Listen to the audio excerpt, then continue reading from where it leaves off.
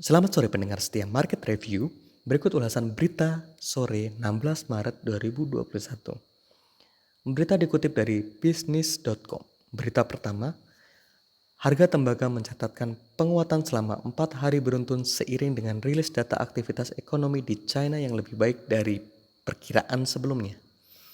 Berdasarkan data Bloomberg pada Selasa 16 Maret 2021, harga tembaga dengan kontrak 3 bulan di London Metal Exchange atau LME terpantau sempat naik 0,7% pada level 9.144,50 per ton US dollar. Level harga tersebut sekaligus mencatatkan rally terpanjang komoditas ini sejak 25 Februari 2021. Harga komoditas yang disebut sebagai kompas perekonomian dunia ini menguat setelah rilis data perekonomian China yang menunjukkan tingkat pertumbuhan sebesar 30% untuk sejumlah sektor utama seperti industri, penjualan retail, dan investasi pendapatan tetap pada periode bulan Januari hingga Februari 2021. Berita selanjutnya, Menteri Keuangan Sri Mulyani Indrawati menyampaikan bahwa Indonesia memiliki potensi besar sebagai pemain utama di industri baterai electric vehicle atau BEV. Menurutnya, saat ini Indonesia memiliki cadangan sumber daya nikel terbesar di dunia sebagai bahan baku industri baterai dan pengembangan mobil listrik. Indonesia dianggap sebagai pusatnya nikel, bahkan di beberapa artikel internasional ini menggambarkan suatu sisi ketergantungan terhadap nikel yang meningkat. Indonesia sebagai negara yang menghasilkan nikel dengan reserve dan produksi terbesar jelas merupakan negara yang sekarang menjadi pusat perhatian terhadap pembangunan dari baterai electric vehicle. Ungkapnya dikutip dari laman setcap.go.id Selasa 16 Maret 2021. Ulasan berita selanjutnya, perombakan direksi yang dilakukan terhadap PT Pelabuhan Indonesia 1 hingga 4 menunjukkan kurangnya perencanaan manajemen hingga tingginya kepentingan politis di dalam tubuh Kementerian BUMN. Direktur Eksekutif Nasional Maritim Institute Siswanto Rusdi mengatakan hanya ada 2 kemungkinan yang menyebabkan cepatnya pergantian direksi di tubuh BUMN sektor pelabuhan: kurangnya perencanaan dari dan kentalnya aroma kepentingan politis di tubuh BUMN. Dia mencontohkan nama Dhani Rusli Utama yang dicopot padahal sebelum setahun memimpin Pelindo 1. Menurutnya pergantian direksi tersebut terlalu cepat dilakukan, sehingga memberikan kesan tidak ada standar penilaian yang jelas, belum lagi imbuhnya direksi baru dari Pelindo 2 yang bukan berasal dari sektor pelabuhan. Berita selanjutnya, emiten BUMN pertambangan PT Timah Tbk bakal mengerek kontribusi segmen bisnis batubara sebagai salah satu upaya memacu kinerjanya tahun ini.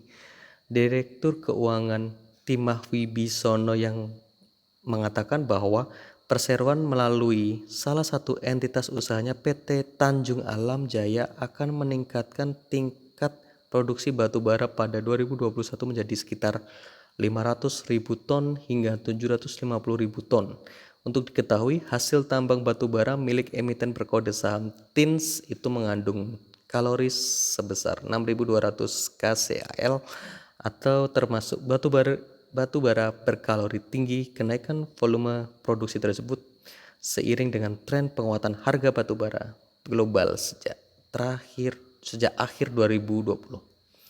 Berita berikutnya, PT Astra International Tbk atau ASII tetap akan membagikan dividen kepada para pemegang saham perseroan meskipun sedikit mengalami penurunan dibandingkan tahun sebelumnya. Presiden Direktur ASII Joni Bunarto Condro mengungkapkan perseroan tetap akan membagikan dividen walaupun mengalami penurunan pendapatan dan laba bersih pada 2020. Dividen final sebesar Rp87 per saham ketika pada 2019 sebesar Rp157 per saham akan diusulkan dalam rapat umum pemegang saham tahunan atau RUPST perseroan pada April 2021, ungkap Joni dikutip Senin 15 Maret 2021. Ulasan berita selanjutnya, PT Wijaya Karya Bangunan Gedung TBK menganggarkan belanja modal atau capital expenditure atau CAPEX senilai 301,7 miliar rupiah untuk tahun ini. Direktur Utama Wika Gedung Nariman Prastyo menjelaskan CAPEX senilai 301,7 miliar rupiah pada 2021 akan digunakan untuk modal tenaga kerja, investasi aktiva tetap dan aktiva tidak berwujud. WG berharap dan bekerja keras agar target perusahaan 2021 dapat tercapai karena perusahaan memiliki pasar yang jelas dan independen dengan dukungan fundamental perusahaan yang sehat, kata Nariman dalam keterangan Senin 15 Maret 2021. Berita selanjutnya, harga emas melanjutkan rally penguatan selama 2 hari beruntun seiring dengan keyakinan investor terhadap kebijakan dovish dari Bank Sentral Amerika Serikat, Federal Reserve atau the Fed. Berdasarkan data Bloomberg pada Selasa 16 Maret 2021, harga emas di pasar spot sempat menguat hingga 0,29% ke level 1.736,61 per troy ounce US dollar. Sementara itu, harga emas berjangka kontrak April 2021 di bursa komoditas COMEX AS Amerika Serikat terpantau menguat 0,32% atau 5,6 poin ke level 1.734,80 per troy ounce US dollar.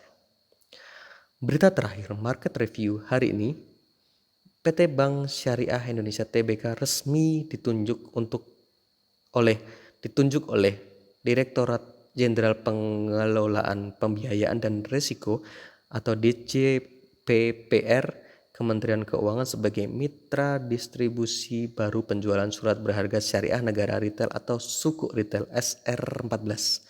Dalam penjualan perdana SR14, Bank Syariah Indonesia menargetkan penjualan sebesar 500 miliar rupiah.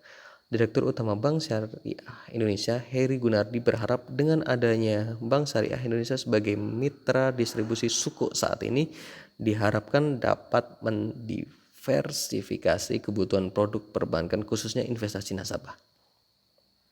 Sukuk retail SR014 dengan kupon 5,47% bisa jadi pilihan investasi menarik bagi masyarakat sehingga diharapkan dapat memenuhi kebutuhan finansial nasabah atas produk-produk investasi, kata Heri Gunardi Selasa 16 Maret 2021.